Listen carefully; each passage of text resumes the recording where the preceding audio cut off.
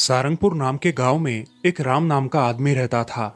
उसके परिवार में उसकी बीवी राधा और उसकी लाडली बेटी कृष्णा रहती थी। राम हर दिन खेतों में काम किया करता था। दोपहर होने के बाद खाना खाने के लिए खेत में काम करने वाले वो 3-4 लोग एक जगह पर बैठ जाते थे और साथ में खाना खाते थे। अरे राम, आज तुमने डिब्बे में क्या लाया है? अरे मैंने पराठे लाए हैं। तुमने क्या लाया है? मैंने सब्जी और चपाती लाई है। भाई, तुम्हारे घर का बना पराठा बहुत अच्छा होता है, उसे खाने का हमेशा मन करता है। अरे लो ना राघव भाई, पसंद है तो खा लो, तुम्हारा डिब्बा मैं खा लूंगा।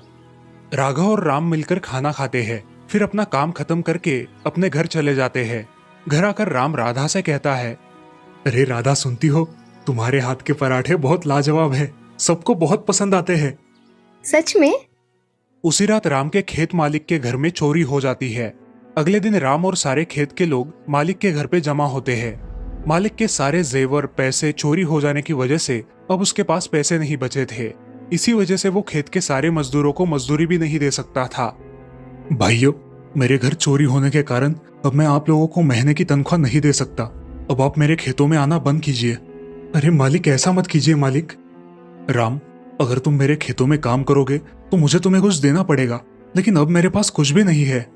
जी मालिक, जैसा आप उचित समझे। अब आप लोग जाओ, मुझे जब जरूरत पड़ेगी तो मैं आप लोगों को बुला लूंगा। जी। खेत में काम करने वाले सारे लोग घर चले जाते हैं। उनमें से कुछ लोगों को दूसरे खेतों में काम मिल जाता है, लेकिन राम को कोई काम नहीं मिलता।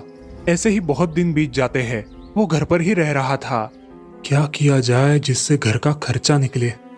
अजी, क्या हुआ है? आप सोच में डूबे हो। 15 दिन से ठीक से खाना भी नहीं खा रहे हो। अरे कुछ नहीं, सोच रहा हूँ कि घर का खर्चा कैसे निकाले, कुछ पैसे मिल जाने चाहिए। अजी, आप चिंता क्यों करते हो? हम कुछ कर लेंगे, आप इतना मत सोचिए। अगले दिन राधा के दिमाग में एक कल्पना आती है। वो अपने पति से कहती है, अजी सुनते हो, मेरे दिमाग में एक अच्छा आइडिया आया है। क्यों ना मैं अपने हाथों से बनाए पराठे बेचना शुरू करूं? हाँ, तुम्हारा ये विचार बहुत अच्छा है। चलो, हम कल से ही पराठे बनाएंगे।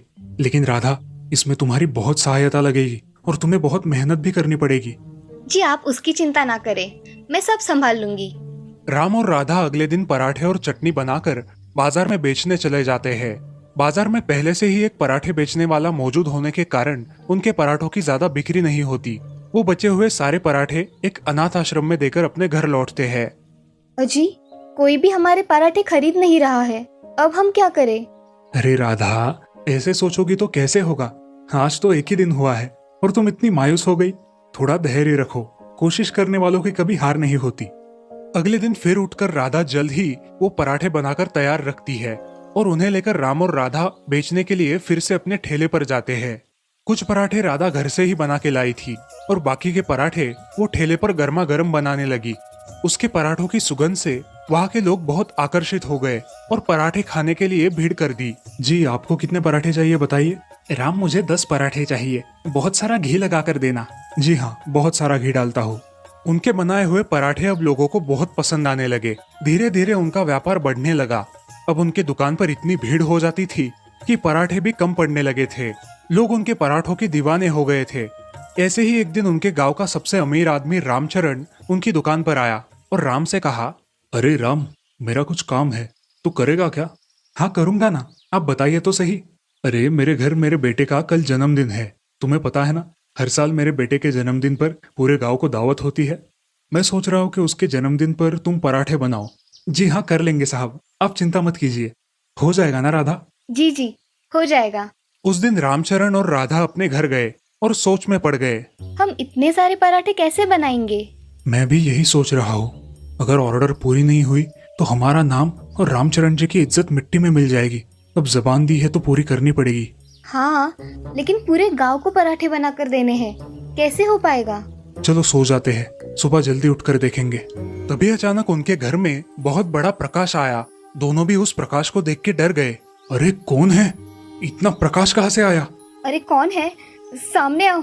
तभी उस प्रकाश के बीच एक आकृति बन गई और उन दोनों के सामने खड़ी हो गई। उसे देखकर वो दोनों और डर गए।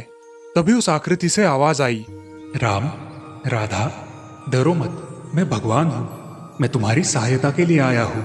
राम और राधा ने हाथ जोड़े और उनसे कहा, प्रभु, आपने हमें दर्शन दिए, यही हमारे लिए बहुत सौभाग्य की बात है। आप हमारे घर पर आए, हमारा जीवन धन्य हुआ। राम, क्या मांगना है मांगो, मैं तुम दोनों पर बहुत प्रसन्न हूँ। भगवान, हमारे पास आपकी कृपा से सब कुछ है, मगर हमारा कल का पराठों का ऑर्डर कैसे पूरा करें, इसी के बारे में हमें चिंता है। राम, राधा, मैं तुम दोनों का साफ मन देखकर बहुत प्रसन्न हूँ। ये लो, तुम दोनों के लिए ये जादुई पराठा, तुम इससे जो भी मांगोगे वो तुम्हें मिल जाएगा। राधा और राम भगवान का धन्यवाद देते हैं और भगवान अदृश्य हो जाते हैं। वो राम के हाथों में एक जादुई पराठा देकर चले जाते हैं। राधा, इस पराठे से अब हम कल खाना बनाएंगे। हाँ जी, ऐसा ही करेंगे। राधा और राम दूसरे दिन सुबह ही उठकर उस जन्मदिन के समारोह पर पहुंच जाते हैं। वहां पहुंचते ही राम उस पराठे से कहता है, हे जादुई पराठे, मुझे 2000 पराठे अभी के अभी बना के दे। उस जादुई पराठे से एकदम से 2000 पराठे बनकर तैयार होते हैं। उनकी सुगंध इतनी अच्छी होती है कि लोग मन भर कर खाते हैं। रामचरण जी के सारे मेहमानों को वो पराठे बहुत पसंद आते हैं। ये देखकर राधा और राम बहुत खुश होते हैं।